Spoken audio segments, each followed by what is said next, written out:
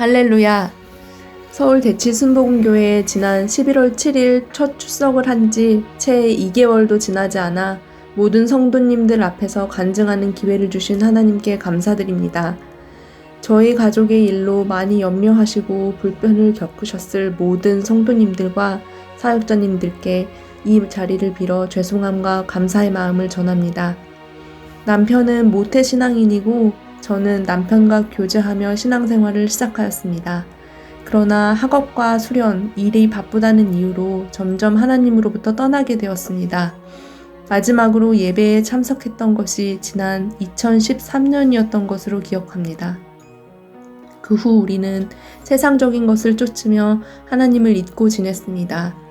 그러나 작년 2월부터 시작된 코로나 팬데믹 상황은 우리를 조금씩 바꾸어 놓았습니다. 여행, 맛집 같은 쉬운 즐거움을 누리기 어려운 상황이 되자 우리는 점점 더 자신의 내면에 침잠하는 시간들을 갖게 되었고 영적으로 갈급하게 되었습니다.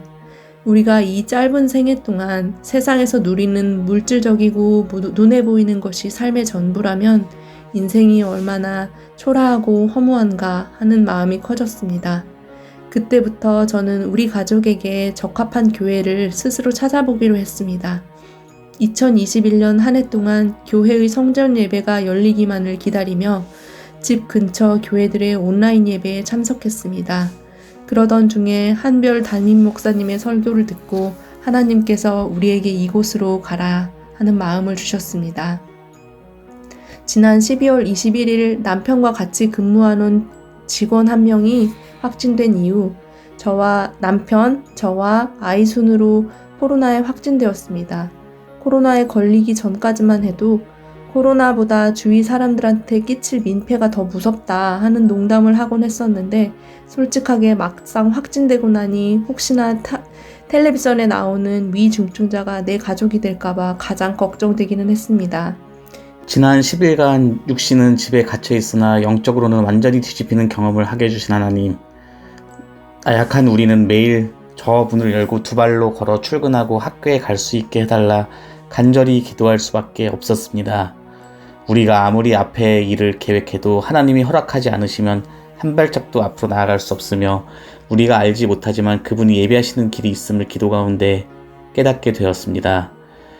하나님을 멀리한 지난 시간에도 여러 어려운 상황이 있었지만 크게 걱정하지 않았고 내 힘으로 다 헤쳐나가고 있다고 착각하며 살아왔습니다.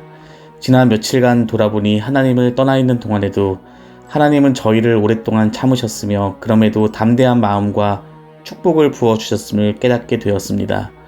저희 자신보다 저희를 더 잘 아시는 하나님, 이번에는 저희가 또 도망갈까봐 교회 출석 단 2달 만에 저희를 단단하게 교회의 밧줄로 동염해 주셨습니다.